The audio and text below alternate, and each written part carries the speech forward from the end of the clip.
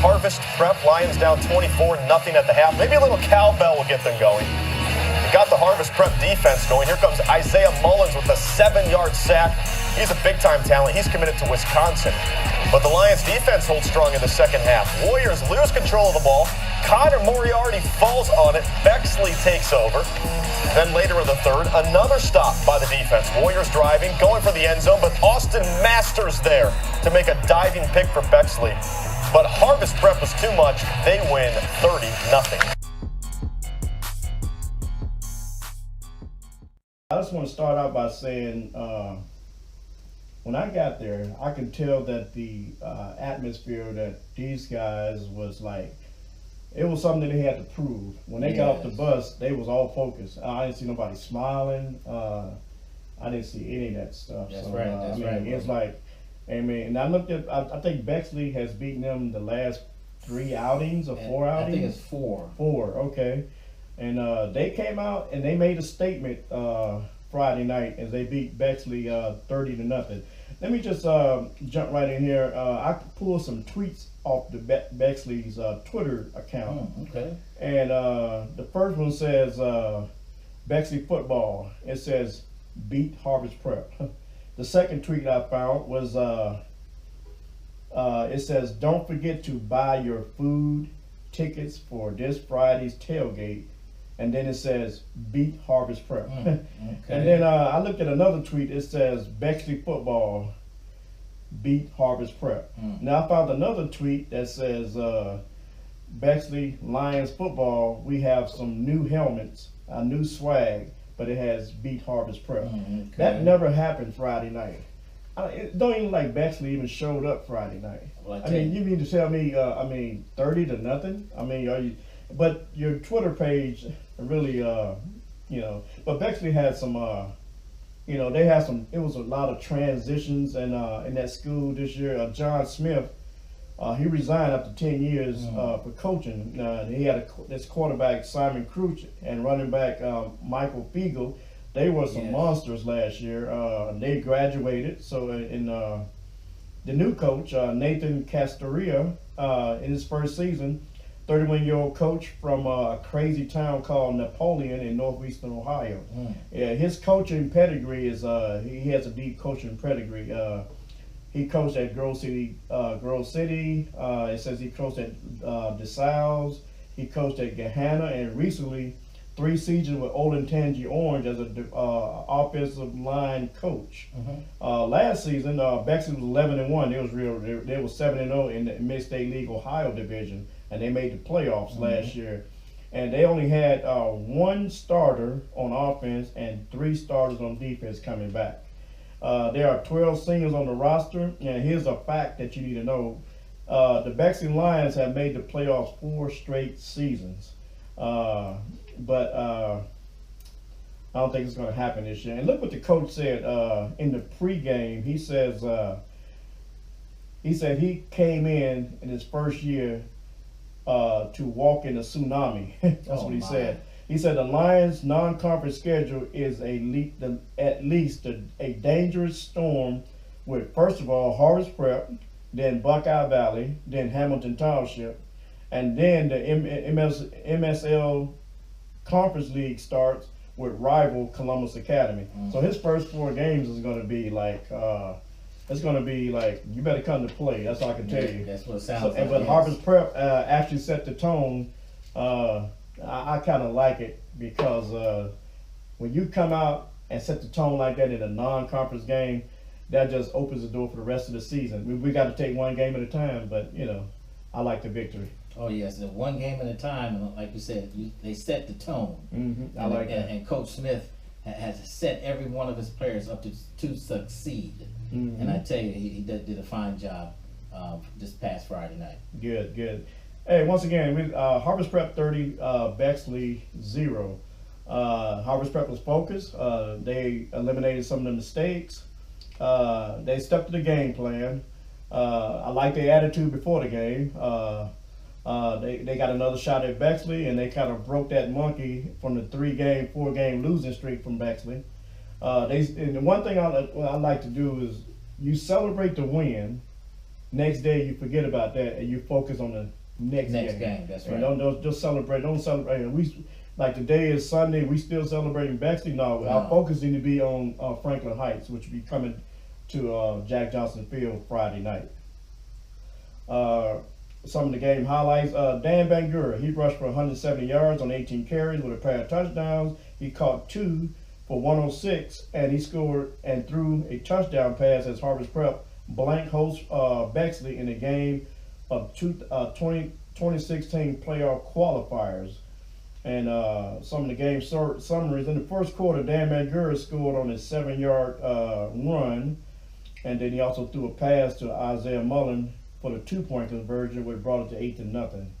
And then Dan Bangura caught a pass from Moses Davis, which is your son, on an 80-yard pass, and then Bangura with another run for the 2-point conversion, which made it 16-0. 16, yes. And then Savon Mitchell with a 20-yard pass from Dan Bangura, and Bangura scored on the 2-point conversion, which made it 24. Yes, yeah, 24-0. And that took us into halftime. So right.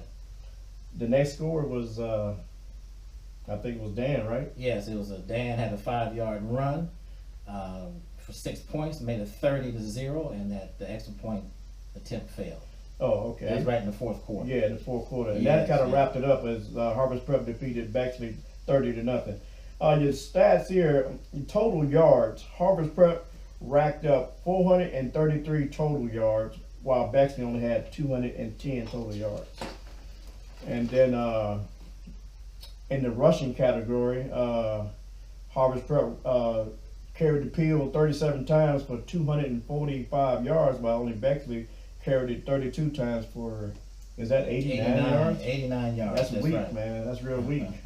You got to do better than that. But in your completion category, Harvest Prep was 16 passes, 10 completions, 1 interception, while Bexley threw it 14 times for 5 completions and 2 interceptions. Yes. Your total yards, yards passing, I'm sorry.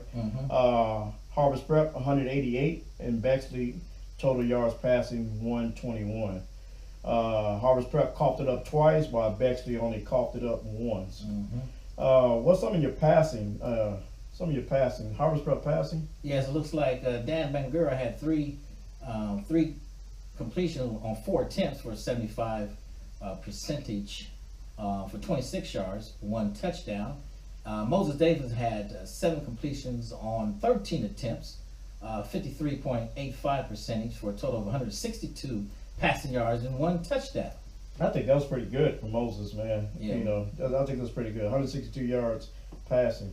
Yeah. Rushing category, Bangura totaled the rock 18 times for 170 yards. Yes. 9.4 yards a carry. This guy almost got a first down every time he touched the ball. That is right. And he scored 2 touchdowns. And on the receiving side, he caught 2 passes for 106 yards and 1 touchdown. Savon Mitchell caught it 4 times for 45 yards, 11 yards a catch, and he scored 1 touchdown. That's right. Well, who are some of your game your top performers at Harvest Prep? You was at the game.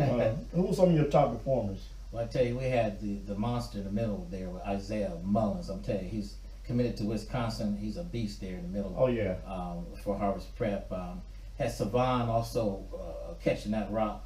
Oh my goodness, he just goes up after the ball. I mean, he caught one between 2 defenders. I was standing right in front of him. I was like, how did he come down with that ball? He was focused. When he went up, he said, "I'm getting this rock," and he brought it down. He brought it down. Yeah. So of course, number 23, Dan Bangura, I tell you, the leading rusher in the state last year. He hasn't stopped. He's continuing on, throwing, passing, running, whatever.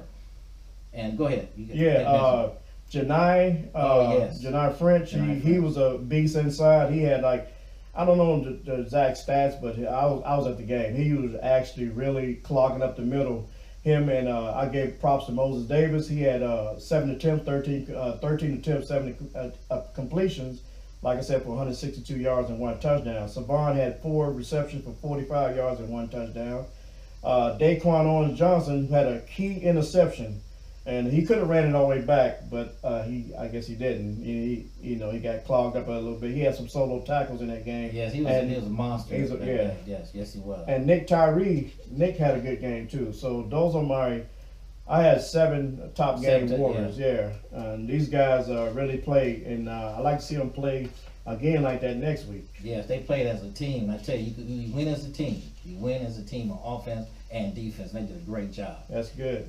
Let's look at next week. So Bexley is history, 30-0. So we're not going to talk about them. Right. Let's talk about Franklin Heights. That's Harvest Prep next opponent. What can you tell us about Franklin Heights? Well, I tell you, we match up against Franklin Heights on next Friday, September the 1st at 7:00 p.m. at Jack Johnson Stadium. And I tell you, last year we didn't come out with a victory. We lost that game, 48-36. But you know they had Dalen Akers. He passed for 219 yards in that game and 3 touchdowns. This was last year now. Yeah, they have some top seniors on that team. Oh my goodness, yes. And Franklin Heights, they took advantage of our 4 turnovers. We had 4 critical turnovers. And James Morgan had 7 catches in that game for 118 yards and 2 TDs. Chris Hampton, he was their star running back. He rushed for 99 yards. But I tell you, we countered with our own Daniel Bangura, who rushed for 311 yards on 45 carries, and he scored 3 times. Yeah. Even though Harvest Prep outgained Franklin Heights 518 yards to 403, those 2 fumbles and those 2 interceptions proved to be the turning point and the critical turnovers late in the game. I always say this: you got to close out every game. Yes. You got to close it out. And then Franklin Heights, even Friday, they got spanked by Eastmore 46-19. Oh my goodness! And they only had 297 total yards on the game, where Eastmore racked up 519 yards. You know what? Check this out. They did 500. Eastmore 519. We did 518 last year. Yeah. So both teams outrushed them. So that should tell you a little something about the rushing game. Okay, man. Okay, that's just some information on Harvest Prep. Hey guys, we're about to go to a break. So when we come back, we'll be taking you around the Mid-State League with scores and updates. This is the Mid-State League Weekly. My name is Willie Stemmich.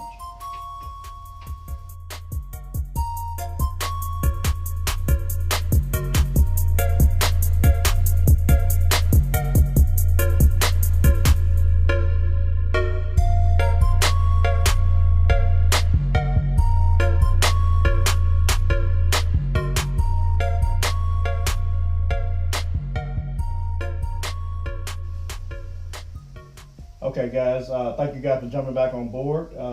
This is the Mid-State League Weekly. My name is Willie Stemmich. In our second segment, we'll be taking you around the Mid-State League with scores and updates from this past weekend.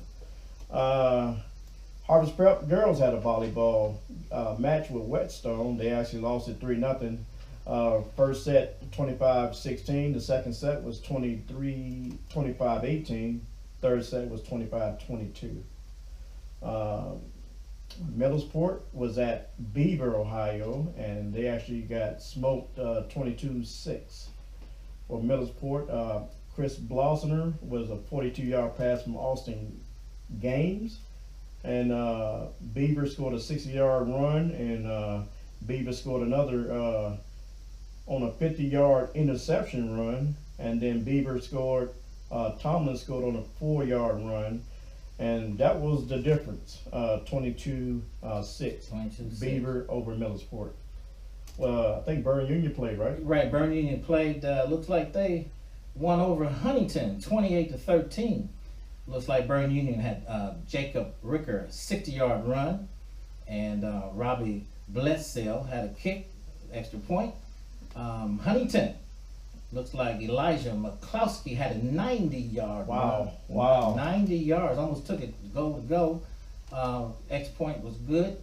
It looks like Burn Union, Jeremiah Wolfenbarger had a 70-yard kickoff return, and Robbie Bledsoe kicked the extra point. We're right back to Burn Union again. Chance Salbach, 59-yard pass from Zane Mergone, and Robbie Bledsoe kicked the extra point. Back to Burn Union, Jeremiah Wolfenbanger. Oh, wow. Wow, 15-yard fumble return. Oh, wow. And Robbie Blessill kicked the extra point. And Huntington finally got it back for Jarrett Allegree. Had a 3-yard run. The kick failed. And the final score was Burn Union 28, Huntington 13. Wow. And Burn Union, I think they're the only Mid-State League team that won is Yeah, the Harvest Prep. Yes. And that Zane Migren, that guy plays basketball for Burn Union. I think he's a beast. I remember him from last year. Yeah. I guess he's playing basketball this year. Some of the other scores from the Mid-State League: Springfield Catholic 41, Grove City Christian 7, Caldwell 54, Fairfield Christian 14, Crooksville beat Fisher Catholic by 10, 38-28. And those are some of your scores from around the Mid-State League. Hey guys, we're going to take a quick break, and when we come back, we're going to wrap it up with some updates and announcements from around the league. So with that being said, this is Mid-State League Weekly. My name is Willie Stemmich.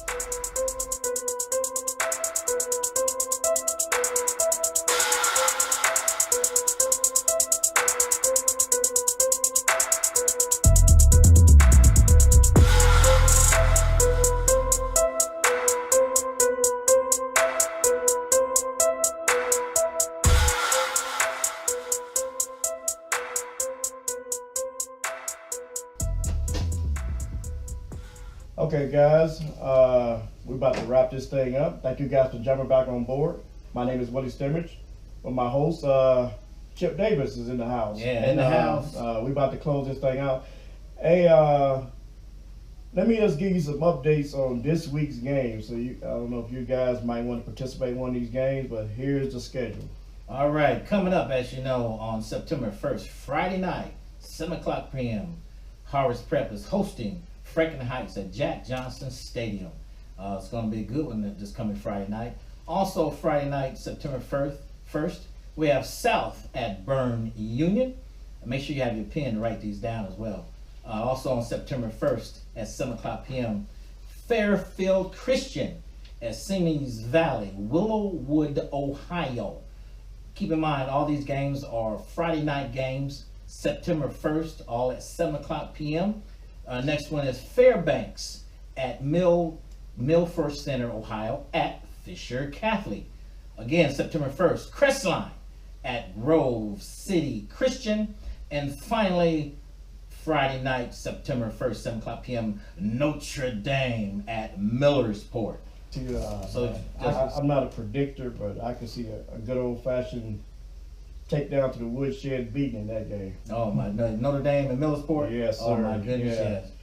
Yeah, that's some of the other announcements. For Harvest Prep, August 28th, the middle school football team will be hosting Worthington Christian at Jack Johnson Field. And on the 29th of August, the girls volleyball team will be at Danville for a volleyball match. August the 30th, the varsity soccer team will be hosting Bishop Ready. Yeah. And on the 31st of August, the middle school volleyball girls will be playing Grove City Christian at Grove City Christian. And on the 31st, the varsity volleyball girls will be at Grove City Christian. Right. You got some announcements for Fairfield Christian, right? Yes. Fairfield Christian announcements. K through 12th grades have Student Picture Day, Friday, September 8th, 2017. They will also be having what's known as a Big Sandy Mattress fundraiser. That must be exciting. Saturday, September the 23rd. And the 8th grade are taking a trip to Washington, D.C. Monday, September 25th through September 28th of this year. And the seniors will have a senior yard sale Friday, October the 20th, and Saturday, October the 21st. That is a yard sale for all those who like to find little to nothing in price. I go to yard sales all the time. Anything I need, I find it there. Yes, sir. So I want all of you to support the seniors at their yard sale on October 20th and October 21st. Might be there myself. Yeah, Fairfield Christian, I might come down there. That's right. And also, there's going to be a new, like we said, new, not old, new uniform sale Thursday, November the 2nd. That's a new uniform sale. Hey, Fisher Catholic has some announcements. Your annual fund giving, grounded in faith, growing to serve. This campaign's been going on every year, I've told. Your donation will keep the Fisher Catholic legacy deeply rooted in our community. Your participation is greatly appreciated, and it is invaluable. You can't beat it. Contact Julie Kilbarger, Annual Funding Director, at jkilbarg@cdeducation.org. Right. Or if you just call Fisher Catholic School, you can look them up on the website.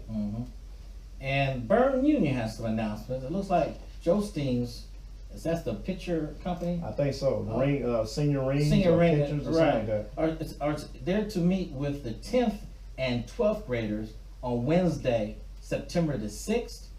And high school picture day for Burn Union is Monday, September the 11th. And we got some announcement from Millersport. The football junior high, I guess, is to be announced. I don't know if they have practice or have a game. It's going to be announced Monday. That's tomorrow, August 28th, 5 p.m. to 7 p.m. I don't know if they have a game. I think they have a game, but the time will be announced. The girls volleyball, junior high, junior varsity, and the varsity, they all will be playing at Burn Union. One game starts at 5. I think the junior varsity starts at 6, and the varsity starts at 8. They got a cross country match. The cross country. Well, let me just say this: the Sweet Corn Festival 5K run with the cross country will be Saturday, September the 2nd at I don't know what time, but it will be 2017. Grove City Christian, I do not have announcements, but you can contact Matt Bladen, Athletic Director, at 614-875-3000. That's 614-875-3000. Hey guys, that's a wrap. Thank Chip Davis for stopping by. Thank you, Willie, for allowing me to come in. We want to thank the Ohio High School Athletic Association and the Ohio Prep Sports Writers Association for allowing me to be a member of the Ohio Prep Sports Writers Association, so we can bring the Mid-State League, bring light on this division. Yes. To give you guys some insight on what the Mid-State League Cardinal division is doing. Thank you guys for listening. Hopefully next week, that'll be next Sunday, we'll be reporting all these games for next week. With that being said, my name is Willie Stimmich, his name is Chip Davis, and this has been the Mid-State League Weekly. Let's get it